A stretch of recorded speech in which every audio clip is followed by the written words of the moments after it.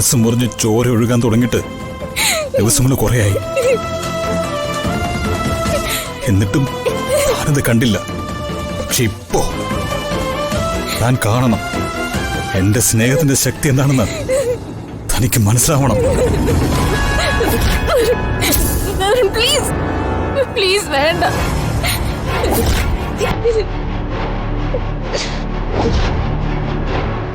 വേണ്ട പ്ലീസ്.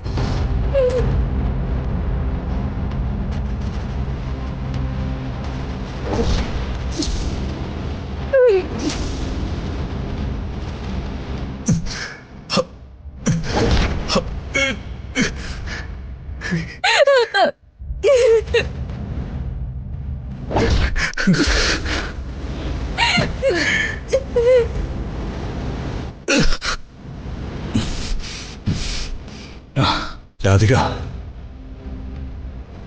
തന്റെ മുമ്പിൽ കിടന്ന് ഞാൻ ചത്തുപോയാൽ എനിക്ക് സങ്കടം ഉണ്ടാവില്ല. കാരണം ഞാൻ എന്നെ സ്നേഹിക്കുന്നവളെ കണ്ടുകൊണ്ടാണ് മരിക്കുന്നത്.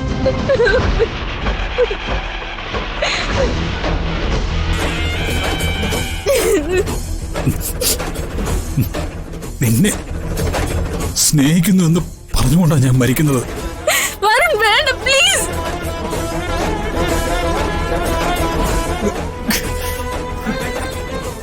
വേണ്ട പ്ലീസ്.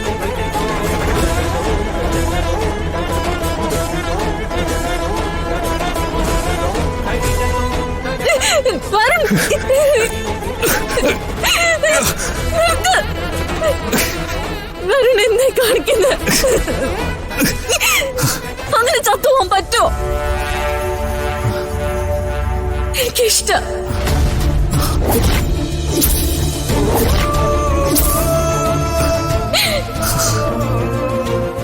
എനിക്കിഷ്ടം.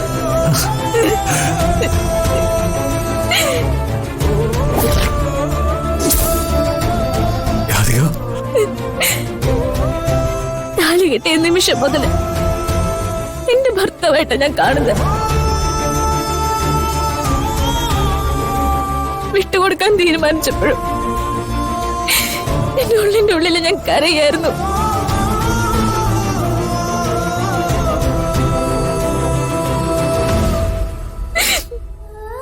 എന്റെ ഭഗവാനെ സാക്ഷി നിർത്തി ഞാൻ പറയാ, എനിക്ക് ഒരുപാട് ഇഷ്ടം.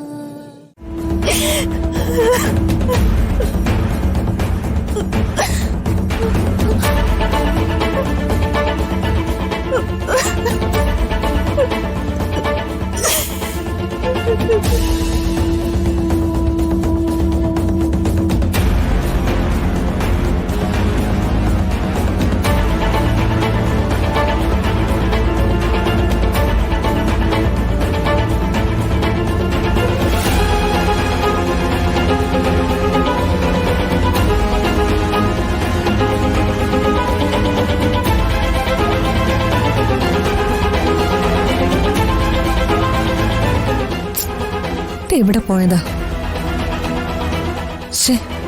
ഇത്രയും ഗെയിം കാണാനില്ലല്ലോ.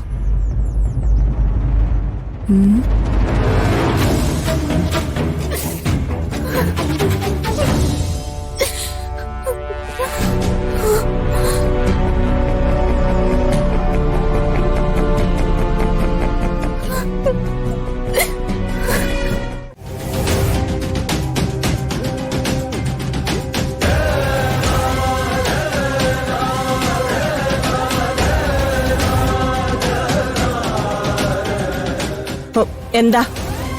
ആചാരങ്ങളെയും അനുഷ്ഠാനങ്ങളെയും കുറിച്ച് വളരെ വ്യക്തമായിട്ട് അറിയാവുന്ന ആളുകളാ മുത്തശ്ശിയും അമ്മയും.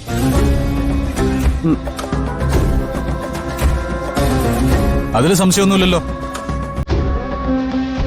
കാര്യം എന്താന്ന് വെച്ചാ പറ. ഒരു പുരുഷന്റെ ഭാര്യ ആരാണ്?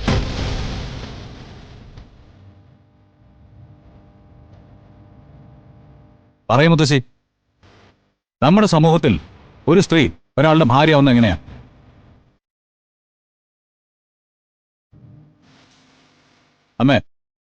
അമ്മ ദേവനാരായണ തിരുമേനിയുടെ ഭാര്യയായത് ഏത് നിമിഷത്തിലാ?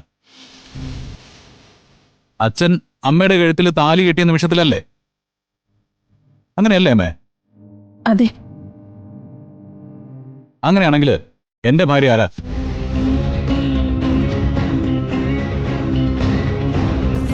താലി കെട്ടിയവളാണ് ഭാര്യയെങ്കിൽ ഞാൻ താലി കെട്ടിയവളാവണ്ടേ എന്റെ ഭാര്യ?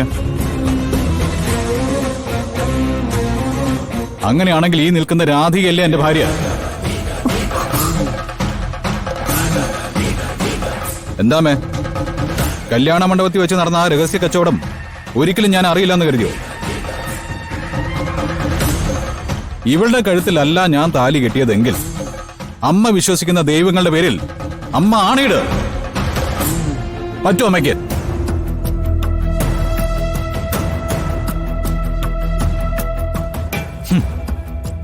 മഹാഭാരതത്തിലെ ശകുനിയെ പോലെ അന്നത്തെ എല്ലാ ആസൂത്രണങ്ങൾക്ക് പിന്നിൽ മുത്തശ്ശിയായിരുന്നു.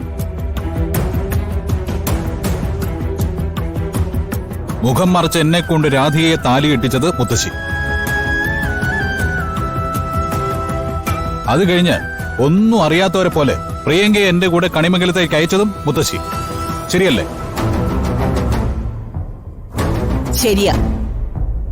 ഇത്രയൊക്കെ അറിഞ്ഞ സ്ഥിതിക്ക് അത് എതിർത്തിട്ട് കാര്യമില്ലല്ലോ. വിവാഹ മണ്ഡപത്തിൽ പ്രിയങ്ക ഇല്ലാതെ പോയത് ഞങ്ങളുടെ ഗതികേട്. അപ്പോഴത്തെ സാഹചര്യത്തിൽ വിവാഹം നടത്താൻ വേണ്ടി ഇവളെ കല്യാണ മണ്ഡപത്തിൽ ഇരുത്തിപ്പോയി ഞങ്ങള്. അതിന്റെ പേരിൽ നിന്റെ ഭാര്യയായിരിക്കാൻ ഇവൾക്ക് എന്താ അവകാശം? ഇത്രയും കാലം നിന്നോടൊപ്പം ജീവിച്ചത് പ്രിയങ്കയല്ലേ? നീ അവളെ എങ്ങനെ ഉപേക്ഷിക്കുമെന്നാ? വീട്ടുകാരുടെയും നാട്ടുകാരുടെയും മുന്നില് പ്രിയങ്കയാണ് നിന്റെ ഭാര്യ.